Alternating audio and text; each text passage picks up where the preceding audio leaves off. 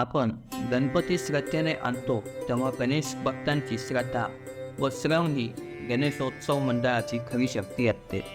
त्या शक्तीचा वापर विधायक करण्यासाठी करण्याचा संकल्प सर्व गणेश उत्सवाच्या मंडळांनी केला पाहिजे. डेकोरेशन आणि भक्तिवाजपणा या गोष्टींना मूर्ख माती देऊन चांगले कार्यक्रम राबवण्याची गरज निर्माण झाली आहे. हार, फुले, देखावे, रोषणाई, गुलाल यावर अवाढव्य खर्च करण्यापेक्षा खर्चात बचत करून उरलेला पैसा विधायक मार्गाकडे वळवल्यास त्यातून बरीच चांगले कार्य होऊ शकतात.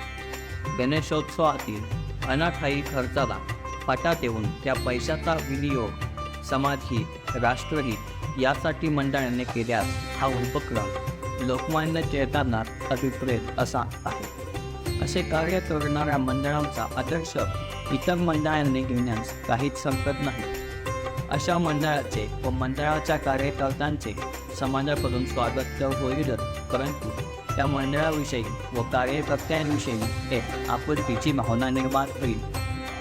समाजसेवा. स्वातंत्र्यपूर्व काळात स्वातंत्र्य मिळवण्यासाठी जनजागृती करणे हा उत्सवाचा प्रमुख उद्देश होता. तो आज नसला तरी समाजासमोर अनेक प्रकारच्या समस्या तक्रार विक्राळ रूप धारण करून आहेत. तेव्हा गणेशोत्सव सामाजिक प्रश्न सोडवण्याचे व्यासपीठ म्हणून अनमोल कार्य करू शकतो. त्यासाठीच त्याचा मंडळ पदाधिकाऱ्यांनी वापर करायला हवा. आपल्या राष्ट्रात, राज्यात, गावात, गल्लीत अनेक समस्या आहेत. त्या समस्या गणेशोत्सवाच्या माध्यमातून सोडवण्याचा प्रयत्न करताना गणेशोत्सव खर्चिक साजरे करण्यापेक्षा समाजकार्यासाठी खर्च केल्यास गणेशोत्सवाचे सार्थक होईल. श्री गणेश ही विद्येची आणि कलेची देवता, पण या देवताच्या उत्सवासाठी वेळी म्हणावे तसे लोककल्याणकारी कार्यक्रम राबवले जात नाही.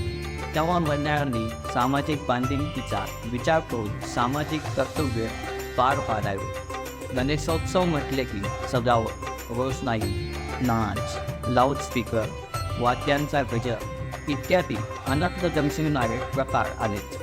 सार्वजनिक उत्सवात ते असतात, पण गणेशोत्सव हा नुसता उत्सव असून ती एक सामाजिक चळवळ आहे हे विसरता येणार नाही.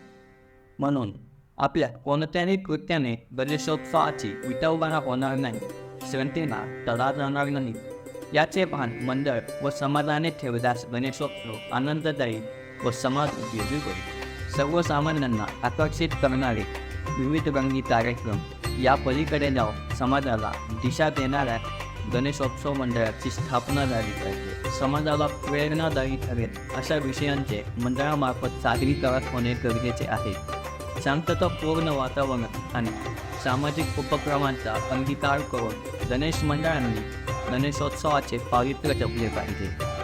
सर्व धर्मसमभाव हे विध ठेवून सर्वांना संघटित करून सर्वत्र शांतता व राष्ट्रीय एकात्मता मंडळांनी जोपासली पाहिजे. लोकवर्गणीतून जमा होणाऱ्या पैशातून गावाच्या, गल्लीच्या विकासाच्या योजनांची अंमलबजावणी झाली पाहिजे. चांगले व समाज उपयोगी उपक्रम हा उत्सवाचा उद्देश असला पाहिजे. गणेश मंडळांनी वृक्षारोपण, वृक्ष संवर्धन, परिसर स्वच्छता, साक्षरता अभियान, बालविवाह प्रतिबंधन, एड्स जनजागरण, व्यसनमुक्ती, लोकसंख्या नियंत्रण, श्रमदानातून रस्ता, नेत्र तपासणी शिबिर, दंतचिकित्सा, रक्तदान शिबिर, मेळावे, सुसंवाद, विविध स्पर्धांचे आयोजन, हळदी कुंकू यांसारखे कार्यक्रम घेतल्यास या महिलांचाही सहभाग वाढण्यास मदत होईल. मुलगाच हवा या हव्यासापोटी 5-6 मुलींना जन्म देणारे जन्मदाते काही कमी नव्हे. तरीही एकच मुलगी किंवा 2 मुलीच असतानाही कुटुंब नियोजन करून लोकसंख्येच्या भस्मासुराला आळा घालणाऱ्या महान व्यक्तीचा सत्कार करून तशा व्यक्तीचा गावासमोर आदर्श निर्माण केला पाहिजे. स्वातंत्र्य चळवळीतील व्यक्तींचा व समाजासाठी कार्य करणाऱ्या व्यक्तींचा सत्कार करून समाजापुढे आदर्श निर्माण करावा. यातूनच तरुणांना स्फूर्ती मिळवून ते सामाजिक कार्यात अधिक सक्रिय होतील. गरीब व गरजू विद्यार्थ्यांना मोफत शैक्षणिक साहित्य वाटप करून निरक्षर समाज साक्षर करण्याचे महान कार्य मंडळातून करावे. असे उपक्रम राबवणाऱ्या मंडळांची प्रतिमा आदर्श घेण्यायोग्यच असेल आणि पुढील काळात अशीच मंडळे जनसामान्यांची सहानुभूती मिळवतील व लोकप्रिय होती. गणेश मंडळ वायफळ खर्च करण्यापेक्षा वेगवेगळे सामाजिक उपक्रम राबवून गणेशोत्सवाला चांगली दिशा देण्याचे कार्य करत आहेत. पण ते अपमानात्मक आहे. त्यात एकदम बदल झाला पाहिजे. सांस्कृतिक कार्यक्रम. लोकमान्य टिळकांनी सुरू केलेल्या सार्वजनिक गणेशोत्सवातून समाजात सुसंस्कार होऊन सांस्कृतिक वातावरण व एकतेची भावना निर्माण होईल असेच वातावरण असावे. सारा समाज म्हणजे परमेश्वर असे लोकमान्य टिळक माने. अशा संस्कृतीचा विचार करून ते जगले. समाजाला एकात्मरूप देण्यासाठी त्यांनी सार्वजनिक गणेशोत्सवाला सांस्कृतिक अधिष्ठान निर्माण केले. सर्व समाजाच्या अनेक स्तरातील, व्यवसायातील आणि विविध क्षेत्रातील लोक धर्म, भेद, जात विसरून एकत्र आल्यास साहित्य, नाट्य, कला अशा अनेक क्षेत्रातील कलावंतांना आपापली कला सादर करण्यासाठी व्यासपीठ उपलब्ध होऊन व त्यातून सांस्कृतिक व सामाजिक एकात्मता वाढीस लागेल. त्यासाठी मंडळाचा दृष्टिकोन हा व्यापक व दूरदृष्टीचा असला पाहिजे. भारत हा उत्सवप्रिय देश आहे. त्या उत्सवाच्या माध्यमातून धार्मिक, राष्ट्रीय, सामाजिक, सांस्कृतिक अशा कार्यक्रमांचे आयोजन करणे ही काळाची गरज आहे. उत्सवाला चांगले वळण लागावे, त्याचा दर्जा कमी होणार नाही, धर्माला कमीपणा येणार नाही, उत्सवातून समाजाला चांगला संदेश मिळेल अशा पद्धतीचे उत्सव साजरा केल्यास तो उत्सव सार्थकी नाही. विद्येची, कलेची देवता मानल्या जाणाऱ्या गणरायाच्या नावाने साजरा होणारा उत्सव सांस्कृतिकशी असला पाहिजे. सांस्कृतिक कार्यक्रमातून माणूस जोडण्याचे काम झाले पाहिजे. सध्या माणसातील दरी वाढत चालली आहे. ही दरी कमी करण्यासाठी गणेशोत्सवातून प्रयत्न केले पाहिजे. स्वातंत्र्यपूर्व आणि स्वातंत्र्यानंतरही काही वर्षे भजन, कीर्तन, प्रवचन आणि भावगीत यांना प्राधान्य असायचे. संगीत महोत्सव, नृत्य महोत्सव, नाट्य महोत्सव या निमित्ताने लोक एकत्र येण्यास मदत होते आणि एकात्मता वाढीस लागते. म्हणून अशा प्रकारच्या कार्यक्रमांना मंडळात प्राधान्य असावे. राष्ट्रीयत्वाच्या भावनेची जोपासना कायम राहावी यासाठी स्वयंसेवी संस्थांनी, लोकांनी व प्रसारमाध्यमांनी पुढाकार घेणे आवश्यक आहे. म्हणजेच यातून बरीच मंडळे सकारात्मक भूमिका घेते. बहुसंख्य गणेशोत्सवाची आर्थिक सूत्रे ज्यांच्या हाती असतात त्यांच्या संस्कृतीशी फारसा संबंध नसतो. वर्गणीच्या माध्यमातून भरपूर पैसा जमा करणे व तो सारा पैसा मनोरंजनावर खर्च करणे अशीच त्यांची प्रवृत्ती असते. तेव्हा लोकवर्गणीतून जमा होणाऱ्या पैशाची उधळपट्टी न करता त्याचा वापर सामाजिक, सांस्कृतिक व शैक्षणिक जागृतीसाठी झाला पाहिजे आणि हे बदल घडवून आणण्यासाठी समाजातील सुशिक्षित व सुसंस्कृत लोकांनी पुढे यायला हवे.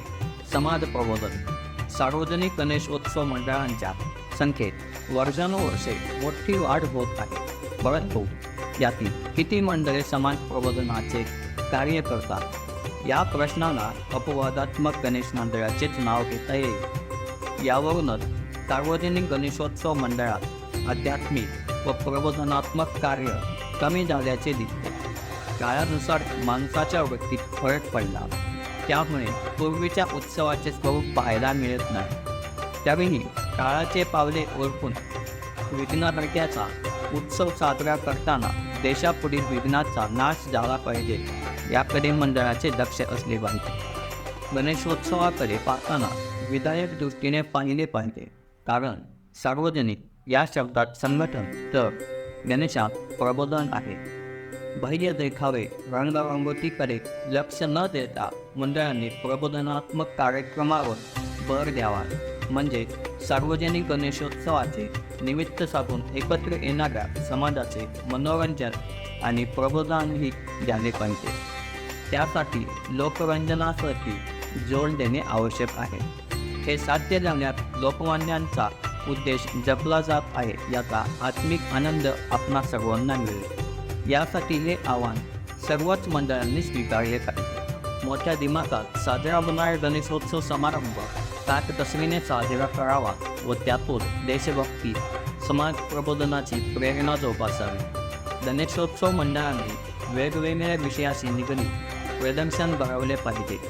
देखावे सादर करताना सुद्धा नुसते मनोरंजन करणारे देखावे सादर न करता त्यातून प्रबोधन होईल अशाच देखाव्यांची परंपरा असावी. नाटकी स्वरूप प्राप्त असणाऱ्या देखाव्याचे स्वरूप संपुष्टात आणून जनहितासाठी काय शक्य आहे ते मंडळाच्या माध्यमातून केले पाहिजे. केल्याने होत आहे रे आधी केल्याची पाहिजे. विद्यार्थ्यांना स्पर्धेत भाग घेण्याचे धाडस लहानपणापासूनच निर्माण व्हावे व त्यासाठी सुप्त गुणांना वाव मिळावा म्हणून त्यांच्या योग्य अशा स्पर्धा बघून त्यांच्या कर्तृत्वास चालना द्यावी. सर्व शाळेतील विद्यार्थ्यांना नोटिसाद्वारे स्पर्धेची कल्पना द्यावी म्हणजे स्पर्धेत भाग घेणाऱ्यांची संख्या वाढेल व संयोजकांचा उत्साहही वाढेल. स्पर्धा आयोजित करायची म्हटले की त्यासाठीच नियम व अटीचे बंधन आपोआपच येते. स्पर्धकांना नियम व अटीची व्यवस्थित कल्पना द्यायला हवी म्हणजे स्पर्धेच्या वेळी गोंधळ होणार नाही. गायन, शरीर सौष्ठव, नाटक, क्रीडा, हस्ताक्षर, जनरल नॉलेज, संगीत खुर्शी, सुई दोरा, चमचाबोटी, पाककला यासारख्या स्पर्धा घेऊन त्यात महिलांचाही समावेश वाढवावा. ग्रामसफाई, श्रमदान, वृक्षारोपण, वादविवाद, निबंध, चित्रकला, वक्तृत्व, साक्षरता अभियान, अंधश्रद्धा निर्मूलन, गुटखाबोळी, व्यसनमुक्ती, एड्ससारख्या महाभयंकर रोगावर नियंत्रण ठेवण्यासाठी मंडळांनी समाज जागृती करून मंडळाच्या माध्यमातून चर्चासत्रे आयोजित करून तज्ज्ञ व्यक्तींची व्याख्याने ठेवावी. असे प्रबोधनात्मक कार्यक्रमही 21व्या शतकातील गणेशोत्सवाच्या कार्यक्रमाची रूपरेषा असली पाहिजे. व्याख्यान. गणेशोत्सवातील व्याख्यानमाला ह्या इतिहास जमा झालेल्या दिसतात. व्याख्यानाऐवजी चित्रपट, ऑर्केस्ट्रा, रेकॉर्ड डान्सच्या रूपाने डांगरडिंगा उत्सवात शिरला. पण परिस्थितीनुसार मंडळांनी विधायक कार्यक्रमांना प्राधान्य दिल्यास सिनेमा, ऑर्केस्ट्रा यासारख्या कार्यक्रमाची उचलबांगणी होईल. स्वातंत्र्यपूर्व काळात समाजात घडणाऱ्या घटनांचे पडताळ व्याख्यानात असायचे. त्यामुळे सर्व परिसर जवळून निघायचा. म्हणून नैतिक मूल्याची घसरण थांबवायची असेल तर व्याख्यानमाला सारख्या कार्यक्रमांना मंडळात आदराचे स्थान असले पाहिजे. व्यक्तीची वैचारिक पातळी वाढावी, परिस्थितीची कल्पना यावी, तसेच नवीन विचार संकल्पना लोकांना ऐकावयास मिळाव्या म्हणून सामाजिक राजकीय परिस्थितीवरील भाष्य, संवाद, साहित्य, कला, पर्यावरण, ध्वनी प्रदूषण, वायू प्रदूषण, सामाजिक विवाह, क्रीडा, राजकारण, प्रशासन, आहार, मानसोपचार इत्यादी अनेक विषयावरील अनुभव असणारे व गोड अभ्यासक, तज्ज्ञ, विचारवंत यांची व्याख्याने आयोजित केल्यास देशातील अनेक जटिल समस्यांवर मार्ग निघतील. गणेशोत्सवातील संघटित शक्तीचा, संपत्तीचा वापर विधायक कार्यासाठी झाला पाहिजे. स्थानिक पातळीवरील एक तरी सार्वजनिक समस्या सोडवावी. गणेशोत्सव फक्त उत्सव न राहता ती एक सामाजिक चळवळ बनली पाहिजे. कला जिवंत राहावी यासाठी कलेला वाव देणारे कार्यक्रम असावेत.